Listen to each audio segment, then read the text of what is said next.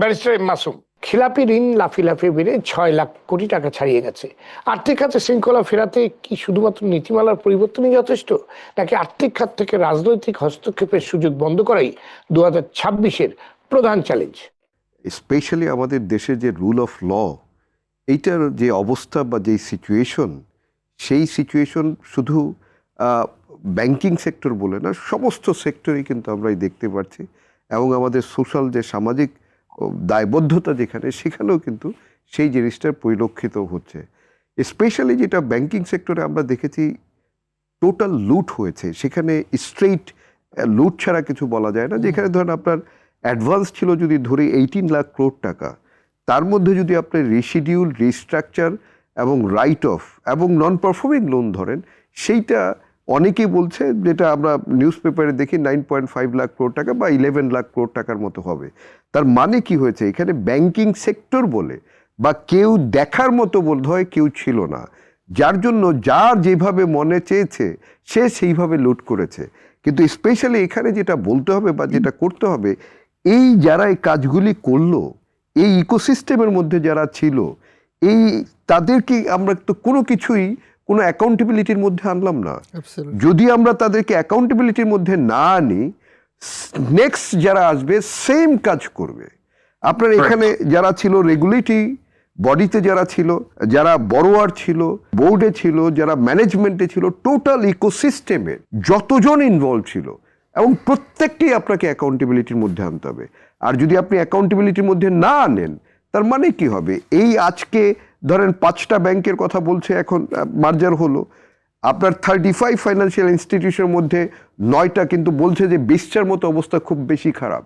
Bank 61-এর মধ্যে 5টা কিন্তু অনেকগুলি ব্যাংকেরই অবস্থা খুব বেশি খারাপ, যেটা 50%-এর উপরে তাদের নন পারফর্মিং লোন। এবং আপনি যেটা এখানে দেখছি আমরা, যে পিস মিল বেসিস কাজ হচ্ছে, যে পুরো জিনিসটাকে একটা ইকোসিস্টেম ডেভেলপ করা। আপনি ধরেন ইন্স্যুরেন্স সেক্টর নিয়ে তো কোনো কথাবার্তাই হচ্ছে না, যে ইন্স্যুরেন্স সেক্টরটা কি অ্যাকচুয়ালি চলছে ওই জায়গাটায়। ব্যাংকিং সেক্টরে আপনি দেখাচ্ছেন অনলি যেটা হলো যে আমাদের ধরেন পুরো যদি সেক্টর ওয়াইজ ধরি, যে ইনভেস্টমেন্টটা আসবে, এটার সাথে সাথে যে প্যারালেলে যে আপনি ডেভেলপ করবেন ক্যাপিটাল মার্কেট, সেই জায়গাটা তো আপনি হাত দিচ্ছেন না। আপনি দেখেন পুরো পৃথিবীতে যে হেলদি ইকোনমি, যেখানে হেলদি ইকোনমিতে আপনি দেখবেন যে ইনভেস্টমেন্টের মোরলেস 70 to 75% আসে কিন্তু ক্যাপিটাল মার্কেট থেকে, আর মানি মার্কেট সাপ্লাই দেয় 25 to 30%। কিন্তু আমাদের দেশে কিন্তু আপনি দেখেন ওভারঅল যেটা আমরা দেখছি, যে দুটো সিটি ওয়াইজ 78%, ঢাকা এবং চিটাগাং ওয়াইজ, আর টোটাল ব্যাংকিং সেক্টর থেকেই আমাদের ইকোনমিকে সাপোর্ট দেওয়া হচ্ছে। তার মানে হলো মানি মার্কেটের পুরো ভূমিকাটায়, যেখানে তারা শর্ট টার্ম ডিপোজিট নিচ্ছে, লং টার্ম আপনার ইনভেস্টমেন্ট হচ্ছে। কিন্তু ওখানে আমাদের যে বন্ড মার্কেট ডেভেলপ করার কথা, সেইটা কিন্তু আর হচ্ছে না।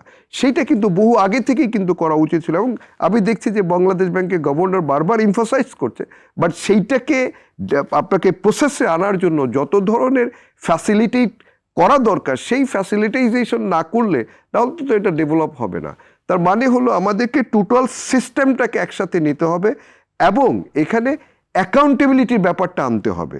যেমন ধরেন আপনি ব্যাংক, এই যে আমাদের যে গভর্নমেন্ট ব্যাংকগুলি, এই 6টা ব্যাংকের আপনি নন পারফর্মিং লোন প্রায়, যেটা নিউজ পেপারে আসছে, প্রায় 1.5 লাখ কোটি টাকার উপরে আমরা দেখছি। আচ্ছা, তাহলে যারা বোর্ডে ছিলেন, এই যাদের কারণে এই যে লোনগুলি হলো, এবং যেই ম্যানেজমেন্ট, এটা অ্যাপ্রুভ বোর্ড এবং ম্যানেজমেন্ট যারা ছিল, তো তাদের ব্যাপারে কোনো কিছু তো আমরা দেখছি না। তার মানে কি, আবার আপনি এখানে ইনজেক্ট করবেন এই যে 2000 কোটি টাকা করে আমরা রেগুলার বেসিস দেখেছি যে আপনাকে এই কি বলে গভর্নমেন্ট ব্যাংকগুলিকে সাবসিডাইজ করা। তো এইটা যদি এই ট্যাক্স পেয়ারদের মানি দিয়ে আপনি যদি ব্যাংক রান করেন, কিন্তু আর কোনো ধরনের অ্যাকাউন্টেবিলিটি না থাকে, তাহলে তো আর হবে না। সেই জন্য নেক্সট যারা গভর্নমেন্টে আসবে আফটার ইলেকশন, এইটা এই স্পেসিফিকলি তাদের পলিটিক্যাল ম্যানিফেস্টোতে দিতে হবে, যে তারা কি কি করবে, এবং ব্যাংকিং সেক্টরের জন্য কি করবে, ক্যাপিটাল মার্কেটের জন্য কি করবে, টোটাল ফাইন্যান্সিয়াল সেক্টরটা নিয়ে কি করবে, এবং তাদের চিন্তা ভাবনা এবং তাদের প্ল্যান কিভাবে এক্সিকিউট করবে। এইটা যদি স্পেসিফিক না হয়, এবং সেইভাবে যদি তারা অ্যাকাউন্টেবিলিটির ভিতর দিয়ে না যায়, যেই চ্যালেঞ্জিংয়ের সিচুয়েশন আমরা পার করছি, এটা খুব একটা ভালো একটা অবস্থায় যাব, এটা আমার বোধগম্য নয়। বাট আমাকে মনে হচ্ছে যে টোটাল সিস্টেমটাকে আমাদেরকে একটা চেঞ্জেসের মধ্যে আসতে হবে।